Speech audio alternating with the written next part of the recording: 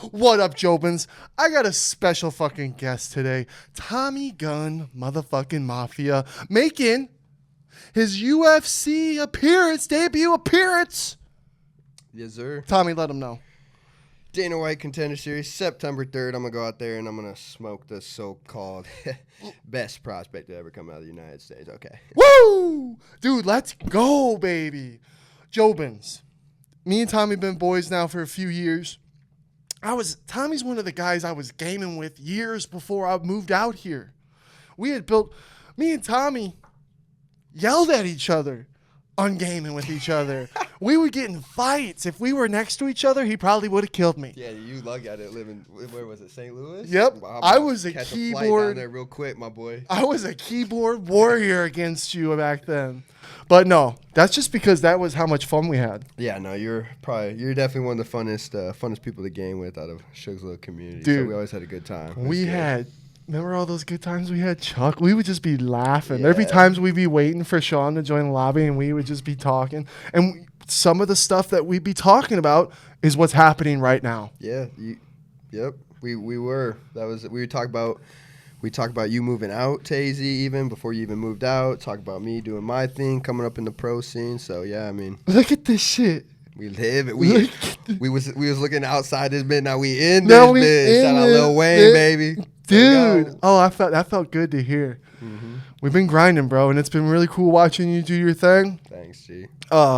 Funny, cool story is that when I first got flown out here, Tommy was actually the guy that picked me up at the airport.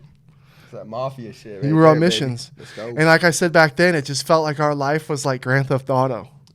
Yeah, I mean, yeah, it was. And now your life is more so like Grand Theft Auto. I be living like Grand Theft Auto every day. Yeah. Killing shit, robbing shit, dude, making money. Jobins, Tommy's a little entrepreneur on top of he sat there, he saw Tim and Sean, and he said, watch what I do with this. With the info you give me, watch what the fuck dude, I do with it. Blessed to come up under Tim and Suge. Shout out to boys. It's actually been really impressive. It's inspiring. I'm trying to be like that. Thanks, G. Because you dialed in with how you eat. You dialed in with books. You dialed in with career moves outside of just fighting because you know what that takes. Mm-hmm. These moves you've recently made with getting your own cameraman and editors and all this stuff leading up to the Contender series, it's been super exciting to watch. I can't wait to see it come out.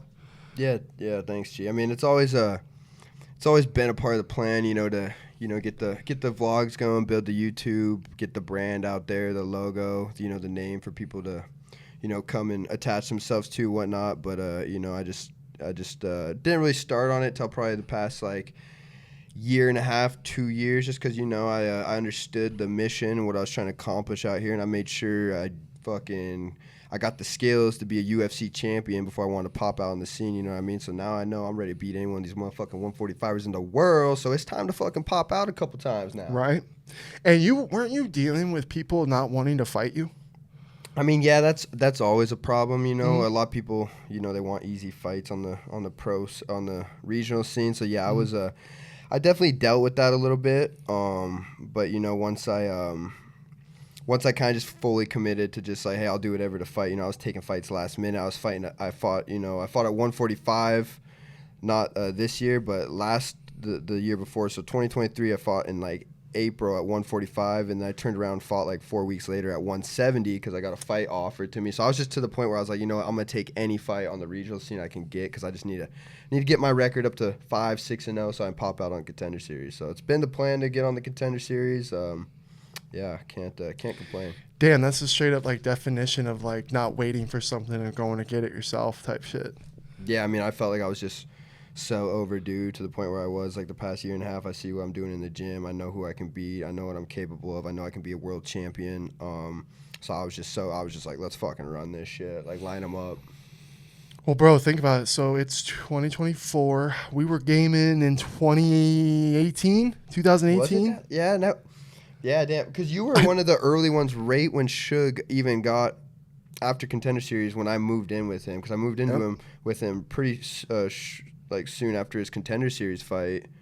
And you were one of like the first. I remember you being like one of the first few people we were playing with back in the day when he just started up his Twitch and whatnot. So Yeah. it's been a minute. It's been a long fucking time, dude. And you had the same goals and dreams and aspirations back then as you do now, and it's been cool to watch you. You're like Tim and Sean, dude. You're always looking for improvements, and in the sport that you're in, man, fuck, does that take a mindset? Mm-hmm. Because there's so many things that come into play when it comes to fighting. It's incredible. It's an honor to watch you guys and see you guys do everything. Yeah, I appreciate you, champ. Yeah. It's an honor to And sit here and watch you. I mean, I watch your podcast a lot. You know, I watch the one with Danny and JX. So, you know, it's cool to see you move out here too, you know, and take advantage of your opportunity and network your own little like career out here too. I really appreciate that, G. We making it. I'm happy for you that you've got the name you got for the situation you're in, because again, you're one of those guys that give him the opportunity and watch what he does with it type shit. I mean, 100%. You know, I'm no mathematician, you know, but I'm a businessman, and you know, when I see the way I see it. Like, because I saw a couple people commented just saying things along the line. They love me, but they wish that I wouldn't have gotten such like a hard draw on the Contender Series or something like that. Mm-hmm. And my kind of response to just stuff like that would be along the lines of like, I wouldn't have it any other way because you guys are my fans, right? And I love my fans so much, so I want to catapult my brand to the top and do the most wild, fun shit for my fans. So like, this just looks like like I said, I'm no mathematician, you know.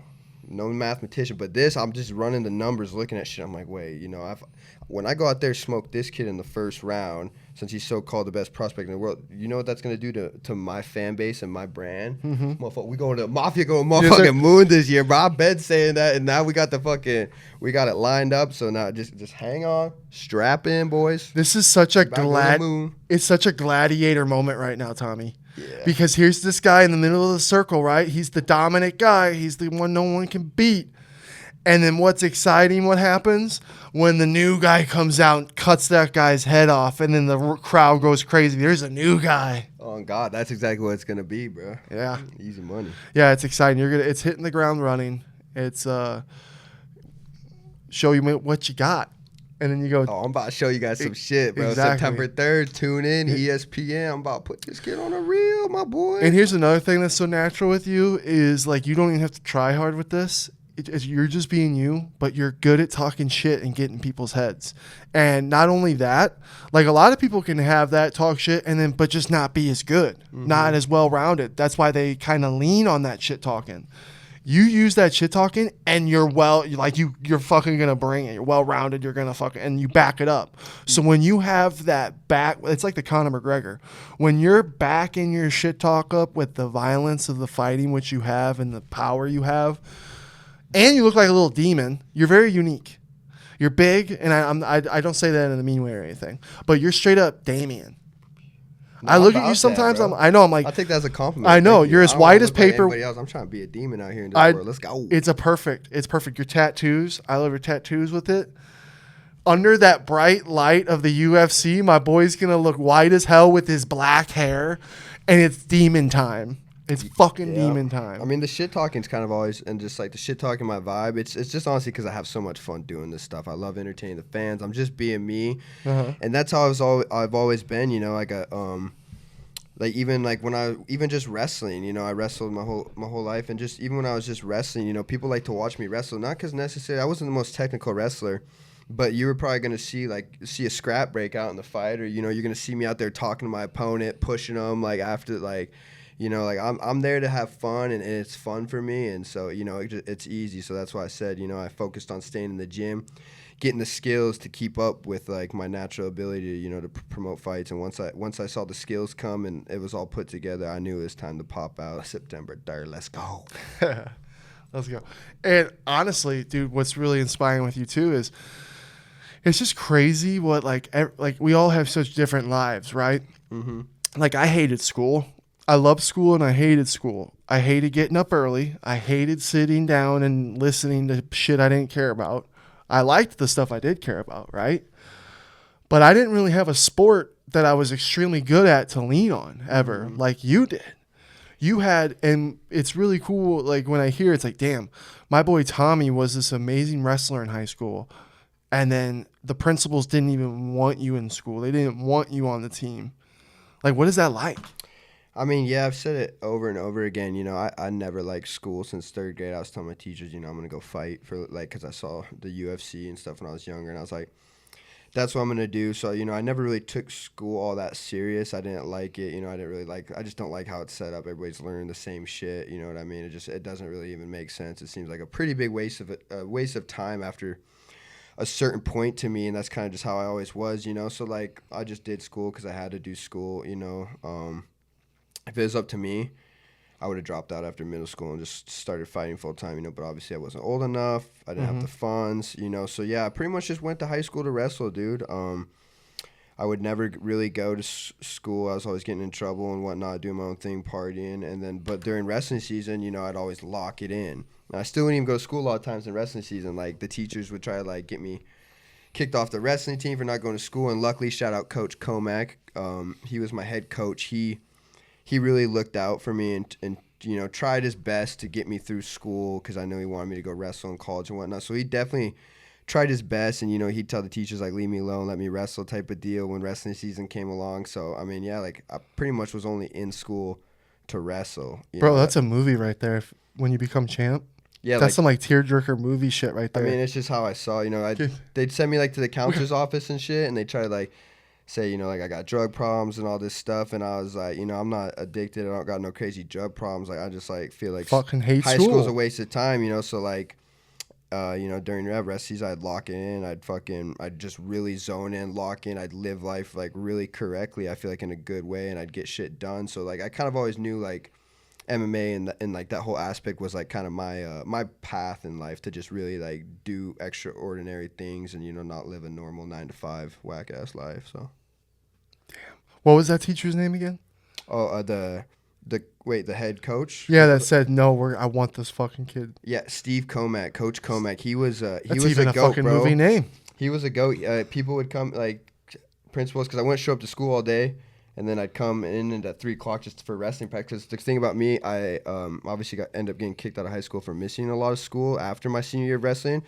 But I got an Ironman award all 4 years of high school, meaning that means I didn't miss one wrestling practice all 4 years. So, like, you couldn't pay me. I think we had that, didn't we? You couldn't pay me to go to school, but I never missed one wrestling practice in 4 years. Not one practice. Never missed one. So I got the Ironman award all 4 years, you know. So, like, I just knew what I liked, you know, and what I wanted to do. I like being in the gym better. I'd, you know, skip school, go lift, go to the gym. You know, I'd also get in a little trouble in the free time too, but, you know, for the most part, I always knew I liked being in the gym, and that's what I'm going to do. Who inspired you to be like that? Was that just yourself, or was there people beside? I guess we won't get to Tim and Sean, but who before them was, like, inspiring you to be like that? Well, growing up, you know, some of my, like, my grandpa and my dad, they'd watch the boxing fights. They'd watch boxing, like, Oscar De La Hoya back in the day, you know, so, like, I kind of, and I think, like, one of my great-grandpas, not too close to, like, my family or know too much of my super, like, late family's past, but I think a couple of my great grandfathers were, like, boxers and into that. So then my dad and my grandpa would watch the boxing fights. I remember watching that as a kid, and yeah, I mean, I started watching those, and then obviously started seeing MMA around, like, 2nd, 3rd grade, and, you know, once I saw that, I just knew, like, that's exactly what I want to do. I liked the Rocky movies. Loved the Rocky movies as a kid. I thought, like, the Rocky movies were, like, the sickest movies. So I think, like, you know, that had, like, a big deal with me wanting to fight. I mean, you can't, like, you go watch a Rocky movie, bro. Like, come on. 100%. Dude, that shit's so sick. Like, Rocky 4? Yeah. For real. So, I mean, so I'd say, like, stuff like that, you know, and then once I really started seeing it on TV and whatnot, I was like, dude, I just, like, I saw that. And I was like, dude, if I can get that gold belt, you know, I could do, like, anything I want in this world. I can influence the world in a good way. You know, I'll be able to help the people around me. I'll be able to show others a good life. I just knew, like, when I saw people with that gold belt, that's what I thought. You know, obviously they weren't even making that much money back then. But as a kid, I saw that gold belt, and I was like, yo, if I get that gold belt, like, I'll kind of be able to do whatever I want in life and just live a good life and, you know, influence people in a good way and take care of the people around me. So that was the plan. That's from Rocky. Rocky did that. Isn't that crazy? Like, bro, think about that. Like, and even all the shit that Sylvester Stallone had to go through to even make the movie Rocky, and it's inspired so many people and it's changed the world in so many ways and it inspires people. And then it's all it is just a story, right? Yeah. Like, and that's what anyone can do, right? We all can do something to inspire, right? Mm-hmm. You're doing it. So I mean, that's pretty much it. Like Rocky, baby. That's sick, dude. Fuck. And then I guess all this time, like, because right now you have, so you're getting ready to do this Dana White Contender series. Mm-hmm. You have your camera guys following you around doing your shit. Coming on my pod. Sir. Appreciate you. You've come on Tim's pod. Solar panel. Oh, yeah. Okay. Little solar panels. We do that. Merch. These are panhandles, dude. Yeah. This is a lot.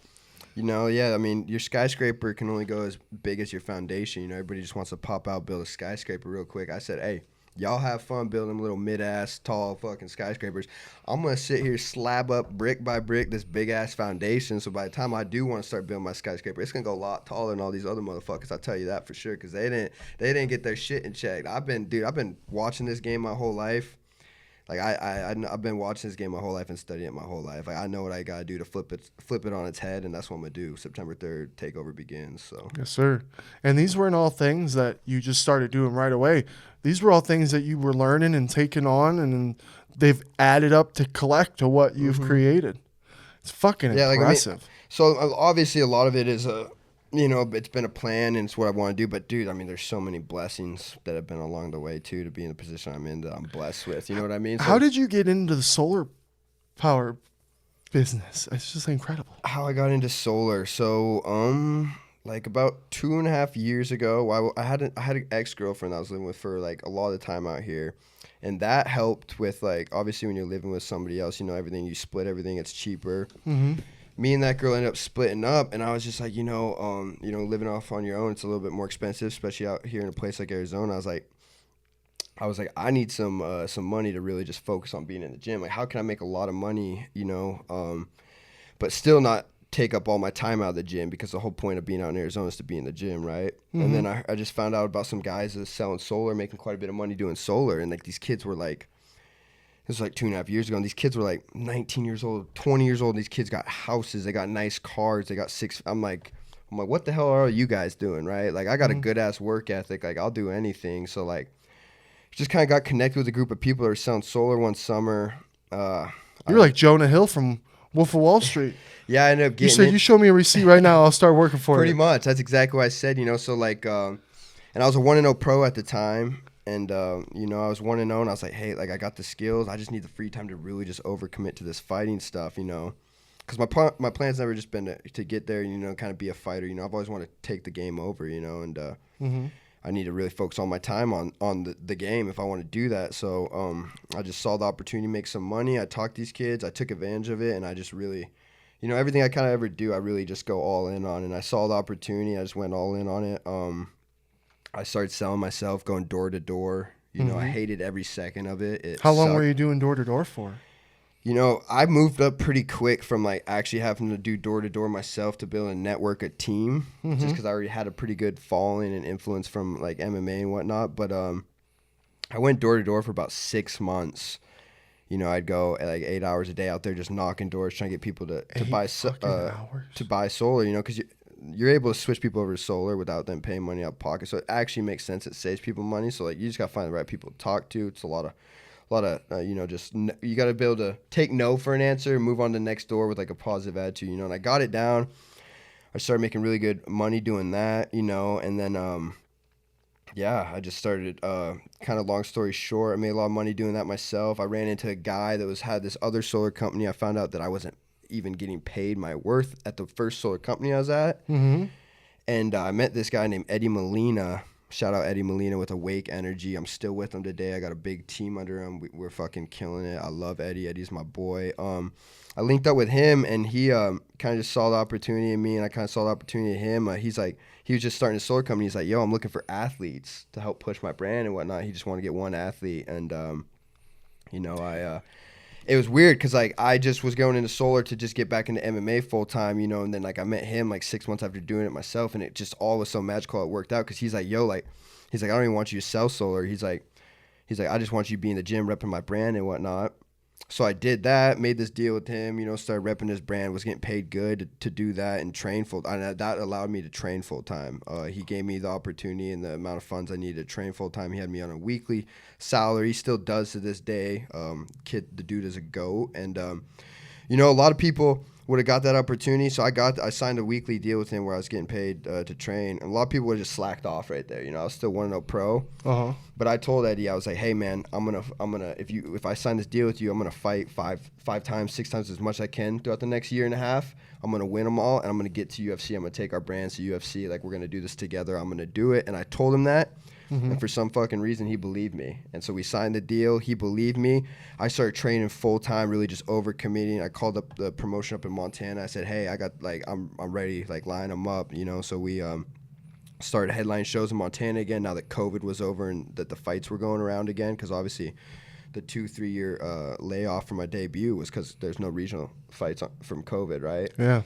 So, yeah, I called up Fusion, and I was able to just train full time in the gym. And then next thing you know, people kind of found out about my solar thing and how I was making money, and people started hitting me up to come sell solar with me. And, you know, I was able to make a lot of money with it and change my life. So I hit up a lot of my friends, you know, one of them, Kanan Lacassie, Wayne Kelsey, Randy Kiesler. They're all from Montana. I hit up my friends I thought could, you know, come out here and take advantage of the opportunity with me to make a lot of money in solar. And, you know, one of them, Kanan Lacassie, he actually quit his firefighting job in Montana, which is rare to get. It's hard to get a firefighting job, making like good, decent money, $65K a year, whatever. Damn, okay. He believed in me so much about solar that he quit, and he moved out to Arizona at the beginning of this year to start off the Mafia sales team with me. Is that the homie that comes into the coffee shop with you from time to time? Yeah, the comedian. Yeah. Yeah, so he started up, him and Wayne Kelsey both came out, and they really started up the Mafia sales team with me. And Kanan Lacassie, I shit you not, he made $65K as a firefighter. Quit that. In his first 3 months working with me and helping me with the Mafia sales team, he was able to get paid $75K in commission sales. That's not how much he sold. That he got paid $75K in 3 months. In a quarter. And I was pushing the Mafia name before that, and like the Tommy Gun Mafia, but that's how it kind of really is starting to come together. You know, we're just the Mafia boys. We're just a group of boys from Montana that we're all about our money. We like making money because we like to live good. We want financial freedom so we can help out those people around us and just live better lives, you know. So it kind of, that's how it all kind of came together, you know. It's a pretty crazy story. They're still building with me today. You know, we got about like 20 guys right now under the Mafia sales team alone out there selling solar. Fuck. So yeah, I mean, soon you're gonna have your own fucking corporate. Yeah, so I mean, it's going good, you know. People INC doing really good. Tommy Gun Mafia INC. Can't complain. I'm super blessed though, man. Like I've worked hard though my whole life, but like a lot of the opportunities I've had have been just big blessings, you know. So I'm very thankful for the people I have in my life, like that Eddie Molina guy I told you about, obviously. And well, just like you said, like yeah, you're grateful to meet those people, but also you're also that example of speaking to existence type shit. But that has to follow from hard work, right? If you have the hard work and you believe in yourself like the way you believe in yourself, and then you speak it into existence, you're the example of what happens. I mean, yeah, I think it's just kind of like universal laws, right? Like, yeah.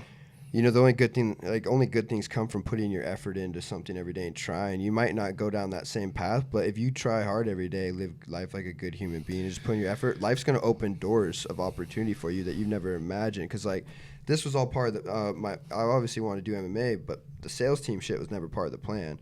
That just came from me just knocking at the door of wanting to do this full time my whole life and just never taking no for an answer. There's so many times I could have quit.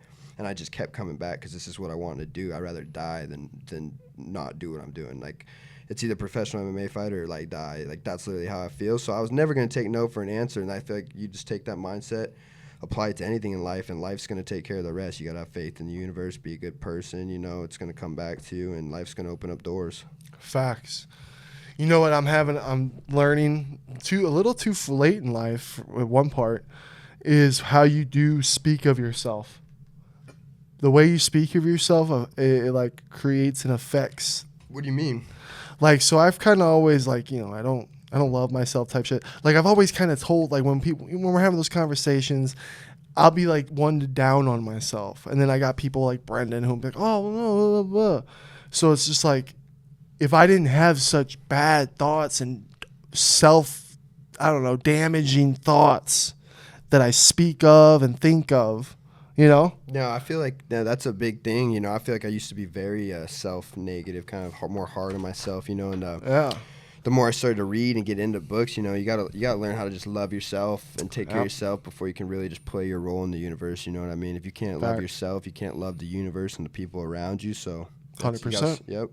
That's what the past huge. Yeah, the past 2 years is what I've been learning with that. I feel like I don't think you give yourself enough credit though. You know, I see you. I appreciate that. I see you, you know, going forward every day, just like getting better. The things you say, like just I see it, bro. Like I appreciate that. Well, fuck, you know, it's pretty easy to be like that when you're surrounded by everybody who's like that. Exactly. I've been, you know, moved out here in 2017. Lived with Suge's, been under Suge and like Tim's wing. How did you meet Tim and Sean? I don't think I've ever heard the story. No, I go over it a lot. Obviously my new YouTube vlogs I dropped on my YouTube, the Mafia Tales. It's kind of decently long stories, but I mean, just to sum it up, fight game in Montana is small as fuck. Small, bro. Like Tim was one of the pioneers, and it wasn't ever going on much there. Like they'd fight in rings usually a lot back in the day. There wasn't no real gyms, right? So me as a kid seeing on TV, then these local fights start popping up. I used to go to the local fights all the time, you know. And I remember seeing Tim fight. Tim was obviously, because he's older than Suge, so I saw Tim fight first. That's how I knew of Tim, and I became like, I've known of Tim since probably like 3rd or 4th grade, 5th grade. That's crazy. Just knew of him as like a scrappy wrestler in high school too, and he did like the boxing smokers. Like Tim was just like a pioneer of like, you know, martial arts and stuff in that area. That's Montana. insane. So yeah, he was a big name, and then I just remember like I've been messaging him since like 5th, 6th grade, middle school, saying like, dude, hey, I want to move out to Arizona. I saw his path. Like I just knew that I was smart enough to know I had to move away from Montana because like there was no good training there. I mean, I would have been a lot happier as a kid growing up if like there was training. There was no training, no martial arts or anything. So like I always knew I was going to move away. So that's kind of how I saw Tim.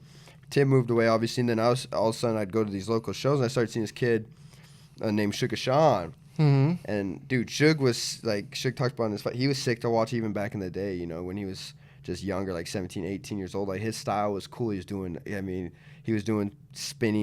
spinning fucking back kicks, you know, spinning fists, just the David Nuzzo type knockout shit. Yeah, and that was back in his amateur days too. I would watch his amateur fights. Like I watched a lot of his amateur fights live in different cities across Montana. That's sick. So I saw Suge do it, right? And then my plan was always to go out to AZ, even like before I even knew Suge, because Tim was doing his thing. But then it's so cool to see Suge also as a kid popped on the scene, and then I saw him move out. And then I saw what he did with opportunity. You saw the path being created. And I was like, see, that's a path I want to take. And just to see Suge go take it and then do it, I was like, yeah, see, that is definitely the path. So, like, I mean, I knew I was coming out to Arizona, like, 100%. So, hold on, let's backtrack. Were you moved out here already when we were gaming, or were you still living in Montana when we were gaming? No, I moved out here when we were gaming. I moved out here right after Suge's Contender Series fight. Okay, wow. Like, right after it. I moved out, and yeah, I moved in with him, and he had like I think it was like 5,000, like 7,000 followers on Instagram at the time when I moved out, like right after Contender Series. Like before he even started streaming, because he wasn't streaming yet, I don't think, as when I moved in with him. So I saw him watch, like that's how I remember you from the OG days. Like I saw him start up his stream and everything. So 6 viewers is when I was the first was going in there. Yeah, and I've been out here since 2017 with him. So fuck, dude. That's so fucking, and then it's just weird. It's so weird to think about, like, because even in my life, bro, I was always the big kid. So, like, fighting always followed me. Like, kids wanted to pick on me, bully me, and I had to defend myself type shit. But I never got into fighting because I was always so fucking scared of it. I was a pussy. I got in quite a few fights as a kid for sure, I feel like, you know. Little Brendan watched me get beat up one time. He was little tiny itty bitty baby Brennan. I couldn't see you street fighting at all, Schmidt, as a kid. Yeah, no, but I was the big kid. People wanted to fight me just for being a big kid. Isn't that fucked? That is fucked. Yeah, that's how we were in the Midwest.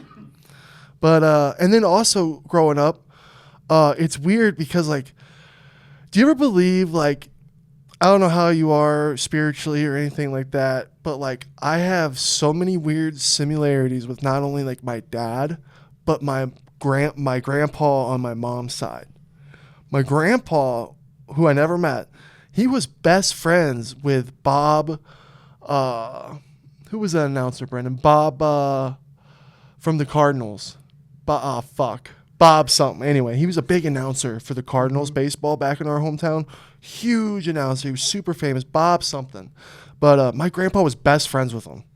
Like how I am with Sean. Super fucking weird. My dad always watched boxing. He grew up watching Muhammad Ali and everything. But he thought UFC was too violent. It took Conor McGregor to get my dad to be a fan. Yeah, no, that's interesting because then you ended up you're in the same kind of and even in high school, like, bro, people wanted me to always film the fights. Like, and then people would fight in the woods after school. We'd all meet up and shit. I'd record fights in the hallways. And then like I was always like the class clown type shit. And I always really enjoyed talking.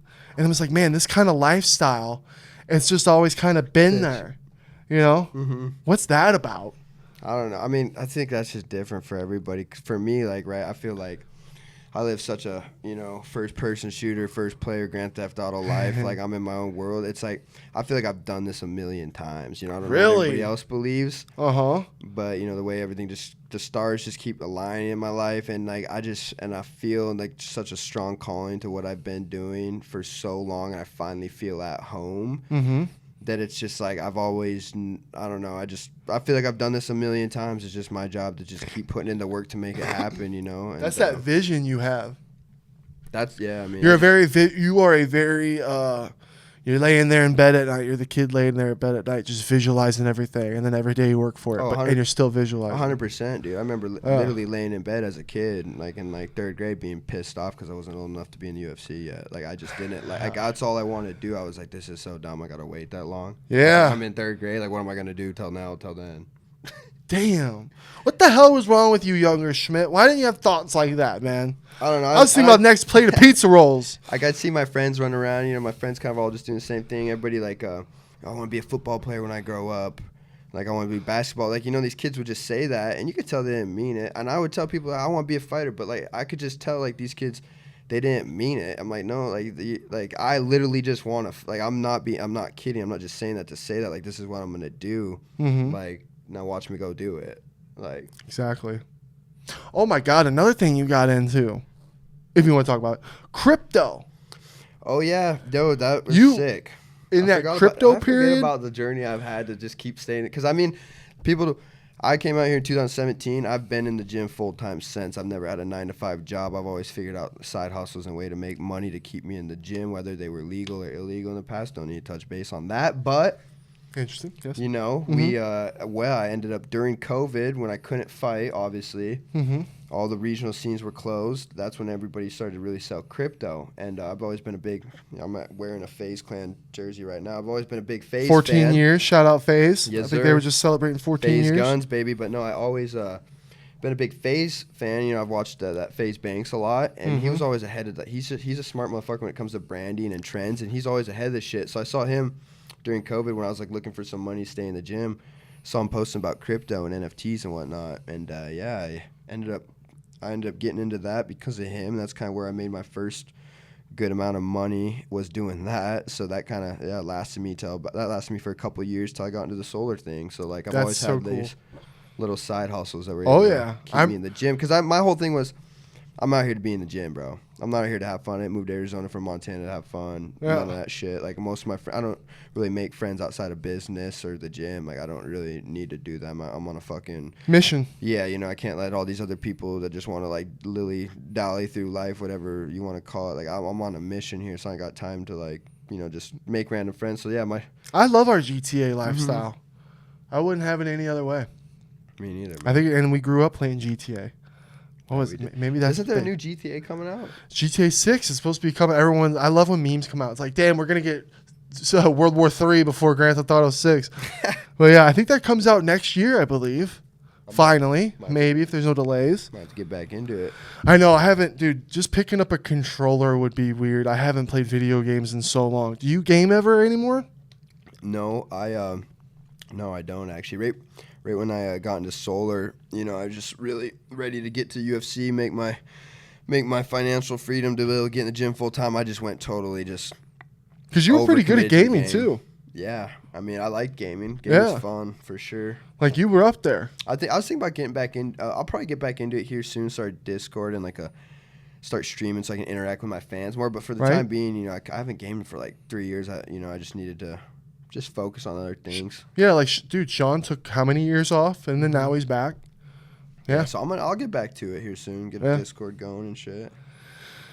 Man, nothing better than gaming with the boys. I see Sean posting all these stories all the time. Sean, Sono, Tim posting all their game stories. I miss it. I was gonna say, because I mean, yeah, I figured. I'm surprised you're not back into it. I know, dude. Do you have a PC or any game system? I have the new PlayStation. Yeah. I was gaming for forever, and then I don't know. Just the time. Where does it just not? Just have the time. Like just want to focus more on what I need to focus on, really. What's good? That's the same thing. That was the same thing for me. You know, a couple years ago. I was making decent money though. I was making like $450 a month. Gaming? Yeah. You were? Yeah. What? I know. Shout out to all the JOBINS that always subscribe to me on Twitch. How many subscribers did you have for a while there? I miss and love you. I think at one point, man, I don't really remember. I think at one point I hit over 1,000. I think. And how much you get per Twitch subscriber on average? Oh God, I forget. Number? No, I don't even know. Dude, that's years ago now. That's 2 years ago now.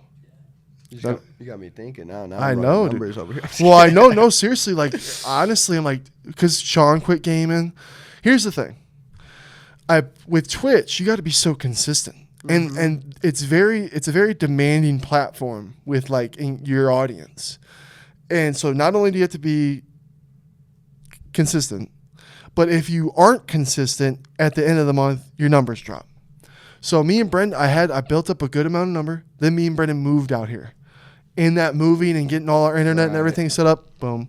Yeah, that seems to be the grind with most of social stuff. And then I built it back up. Yeah. I built it back up. Then we moved here. Had to get internet set up. Took a while to get set up. Took like 2 weeks for us to have internet in here.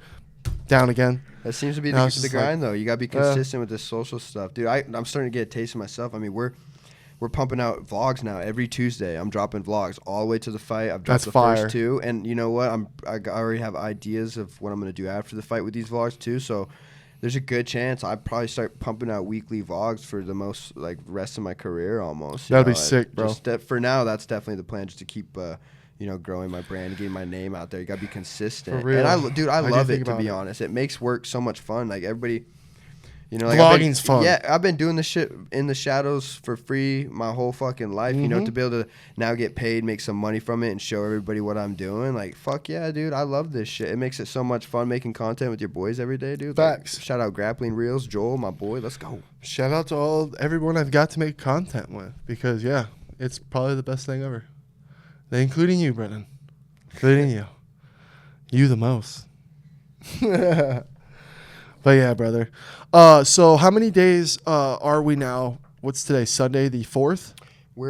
Sunday. We'll be about Tuesday's 4 weeks out officially from the fight. This Tuesday. Bro, this is coming so fast. Yeah. It's crazy. It's really cool watching you and Sean do your guys' thing on Friday when you do sparring. You're mean. You're scary. You scare me when I watch you.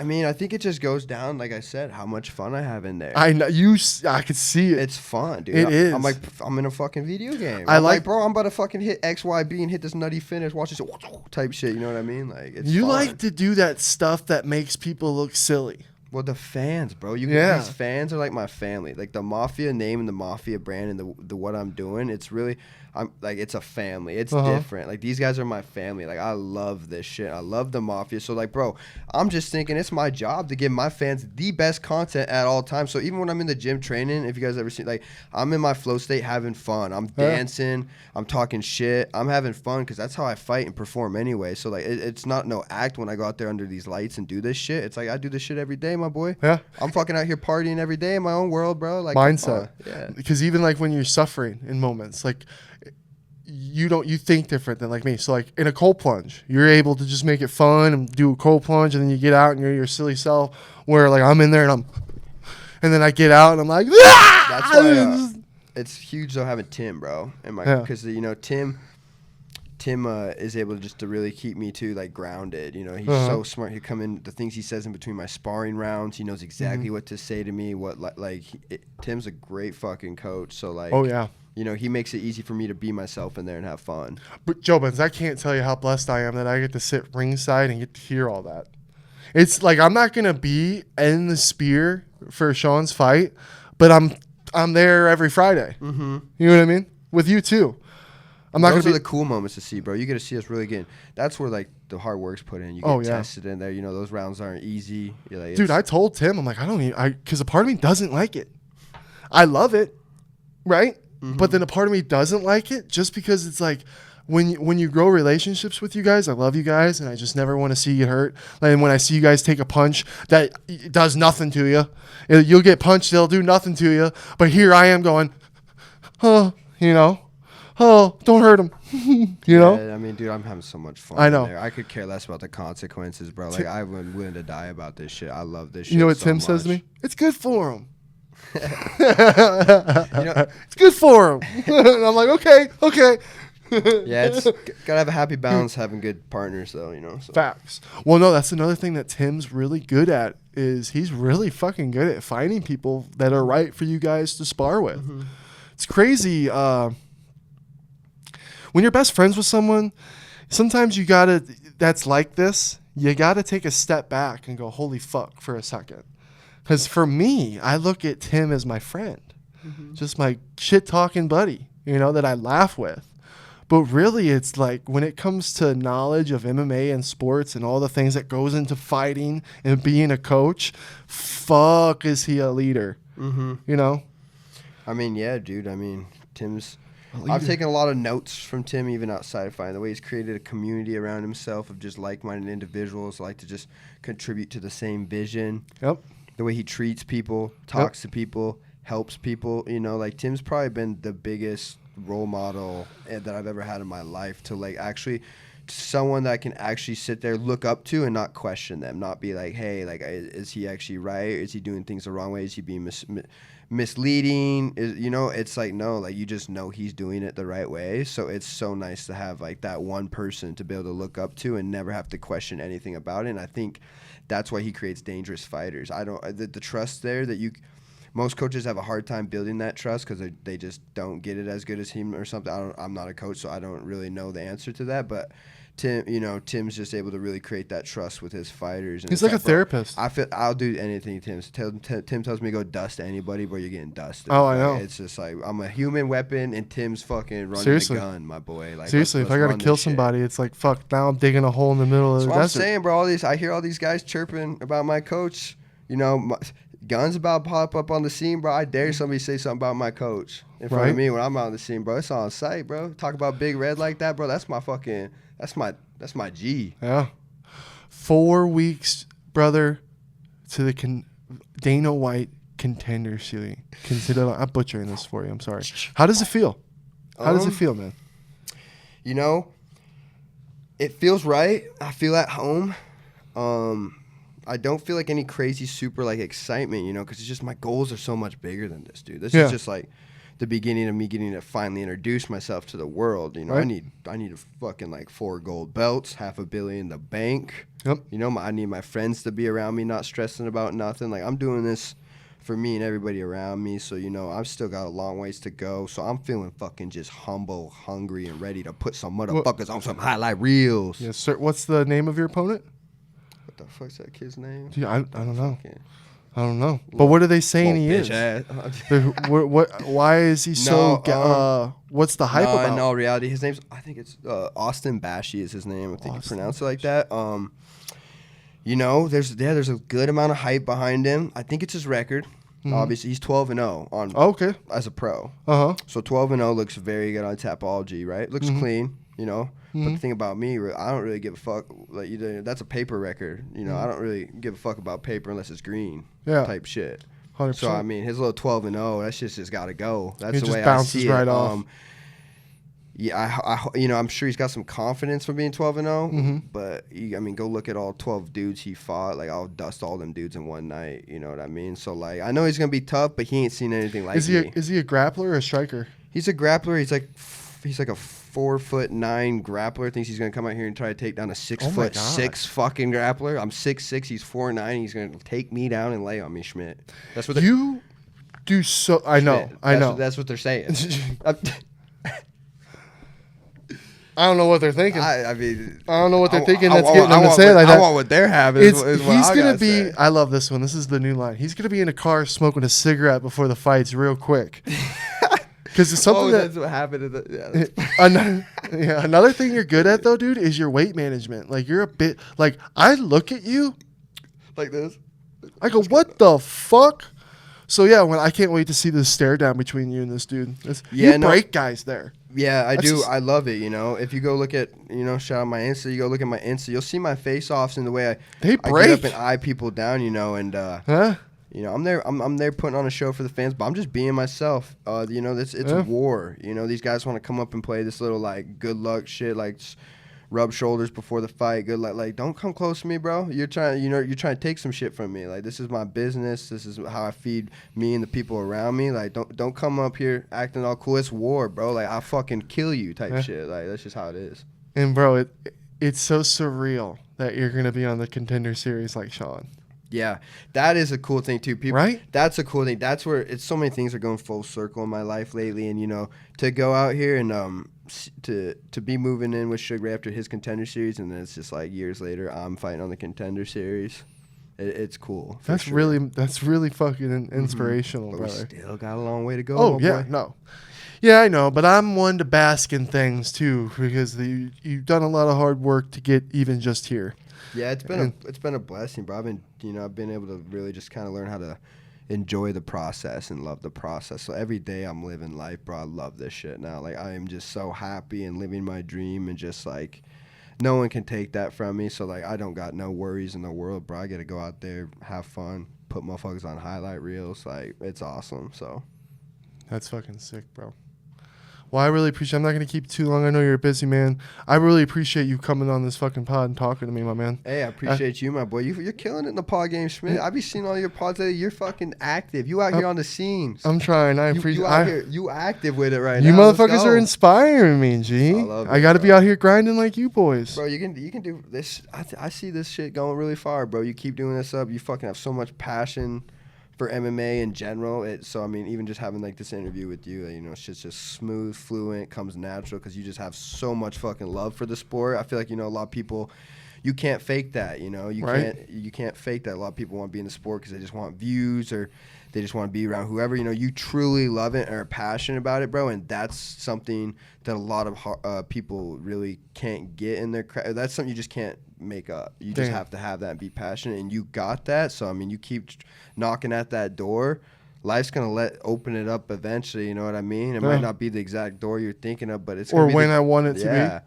Because I mean, that's just how it works, bro. So I really appreciate that. Facts, boy, bro. Shit, bro. That's fuck yeah, dude. We're gonna do more. I want to get you on again. Bro, after I dust old boy. September 3rd. And so see with me, like the first pod I have you on, I kind of just wanted the JOBINS to get to know you. Mm-hmm. But then the next pod, we can fucking talk. We can get crazy about anything. Oh no, we'll get into some crazy shit. This was good, you know, because there's a lot of.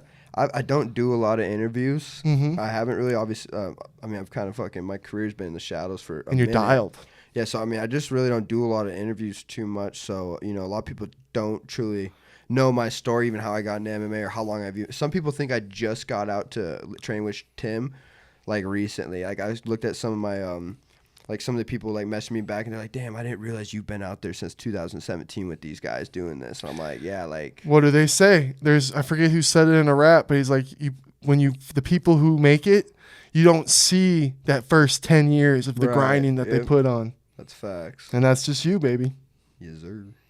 You're going to get this guy. I have a great feeling for you. It's been a pleasure watching you do your thing. I'm very excited for you.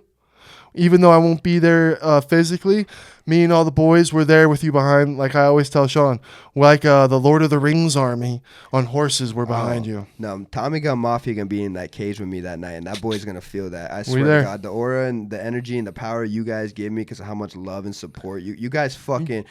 You guys have created a demon. You know what'd be fun? The more love and support you guys show me, the harder I go for the gang. I'm gonna talk to Tim. We should do because I imagine Tim's going with you, right? Yeah. Of course. Yeah. We should have a gym watch party at the That'd gym. be sick. That'd be dope. I bet we could do I it. think they're. Yeah. I think a few people are talking about that. That would be fun as fuck. It's gonna be. We lit, got you, bro. bud. All right, Jobins, go check out Tommy Gun.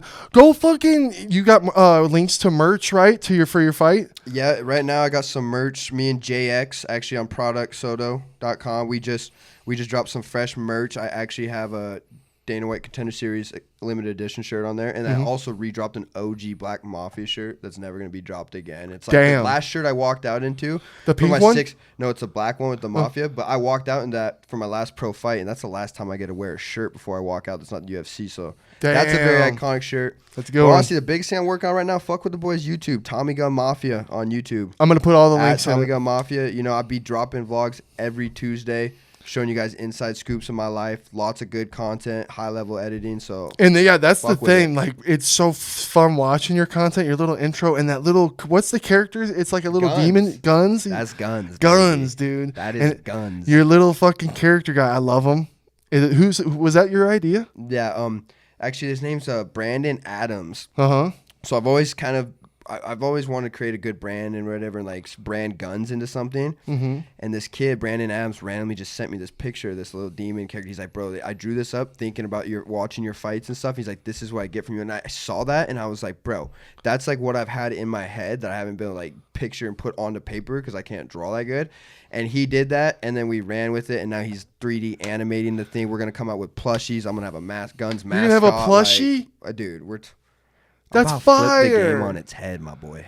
Dude. Yeah, dude. Jobins, I'll put the links in the bottom. Go check it Hey, out. I love It's you, fire. Jobins.